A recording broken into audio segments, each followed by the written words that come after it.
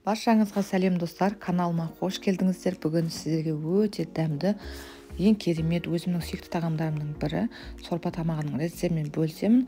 Және де осы видеомның ішінде мен пәтір нанның, қатпарлы нанның, яғни соның да рецептін салмақшымын. Сондықтан видеомнан алыстамай соңына дейін қараңыздар. Тамағымыз үшін бізге ең әуелі ет керек болады, және де суп набор дейді ғой, осындай сүйектер керек болады. Мына жерде менде сиырдың еті және де аздап қойдың төсі бар. Енді осыны біздер жақсылап жуып алып, қазанымызға салып, үстінен мұздай су құйып, жақсылап жай оттан бастап қайнатамыз. Мына жерде менде кастрөлім 8 литрлік. Енді осыған сүйегіміз бататындай, етіміз бататындай етіп су құямыз. Көп құйып жібермейміз, мөлшермен құйсаңыздар жеткілікті. Енді тасып алмай, жақсылап жай отпен қайнатамыз. Бетіне ақ көбік шыққанын күтеміз. Міне тамағымыз жайлап қайнап жатыр. Бетіне ақ көбіктер шықты, көріп тұрғандарыңыздай. Енді осыны жаймен алып тастаймыз. Сорпасымен қосып алмаймыз, үстіндегі ақ көбіктерін аламыз. Осылай етіп видеодағыдай жасайсыздар.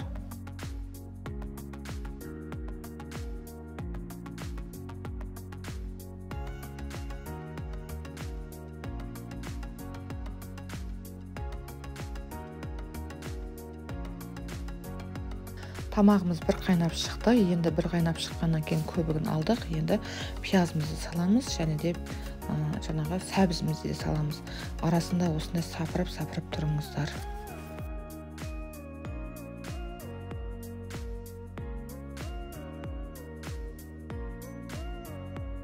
Сәбізімді алдына турап алғанмын. Осыны ірі етіп турайсыздар. Сосын қазанымыз бір қайнап шыққаннан кейін томат саласыздар.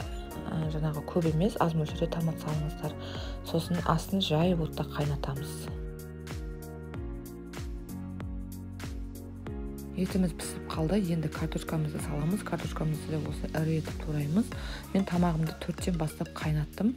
8-ге дейін қайнатамын. Тамағымыз дайын пісіп шықты. Етіміз де үлбіреп әдем болып, картошкамыз да әдем болып пісіп шықты. Енді тарта берсек болады. Сіздер де осы рецепт бойынша пісіріп көріңіздер. Астарыңыз дәмді болсын.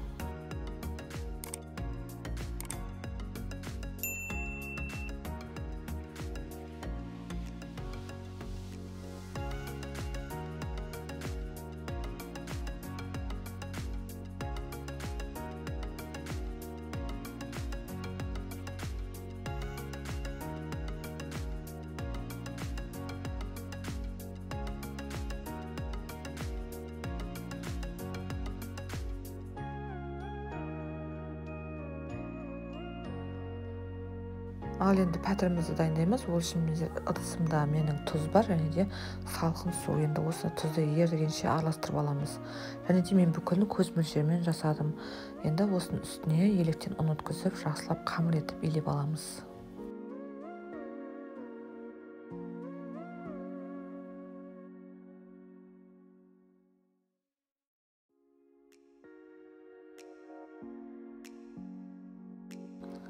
Міне қамырымызды илеп алдық. Енді 10-15 минутқа демалдырып қоямыз.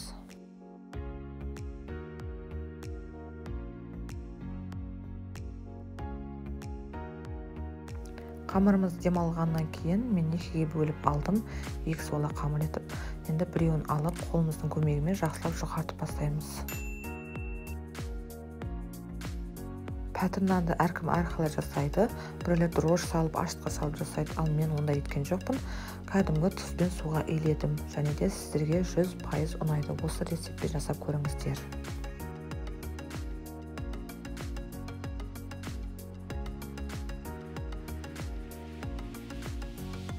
Қамырымызды жұқартқаннан кейін қолымыздың көмегімен, енді оқтауымыздың көмегімен жақсылап жұқа етіп жайып аламыз.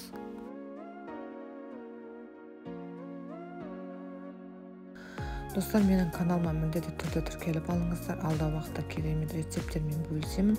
Сондықтан каналымнан алыстамай, және де жоғалтып алмас үшін каналыма міндетті түрде тіркеліп алыңыздар.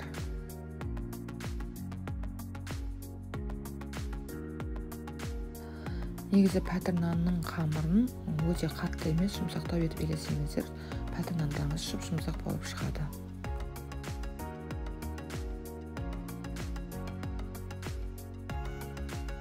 Ал енді қамырымызды жұқайтып жайып алдық. Енді мына жерде менде сары майға, үйдегі кәдімгі жейтін сары майға үстіне сұйық май қосып, жақсылап ертіп алдым. Енді осыны қамырымызға бір тегіс етіп жайып шығамыз. Алдын менің пәтірлерім, самсаларым қатты болып шығатын, қытырлақ болғанмен қатты болып қалатын. Сондықтан мен бүгін енді сізге сұйық май қосып көрдім. Енді пәтірім әдемі болып шықты, отбасыма қатты ұнады. Сіздер де енді осы жасаңыздар. Енді көріп тұрғандарыңыздай видеодағыдай жасайсыздар. Қамырымыздың бір шетін осылай орап шығасыздар оқтауымызға. Енді пышағымыздың көмегімен бір кесіп аламыз.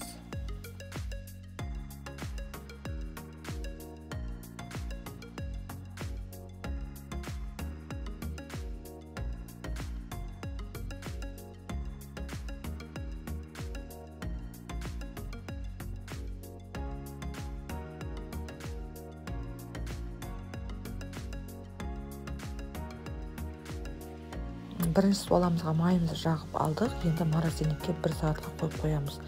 Екінші суаламызды да дәл солай жасайсыздар.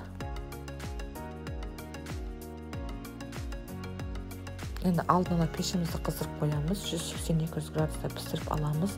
Енді бір суаламызды алып жұқартып бастаймыз.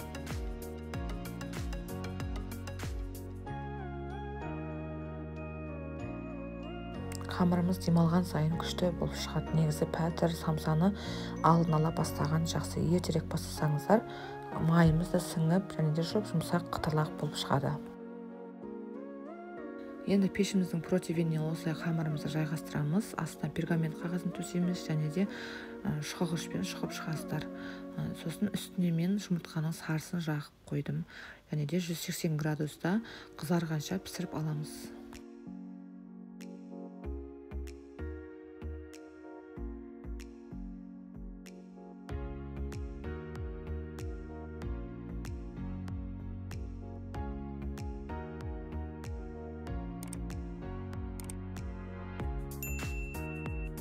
Пәтіріміз пісіп шықты. Міне көріп тұрғандарыңыздай ыстық, жұмсақ, қытырлақ болып шықты.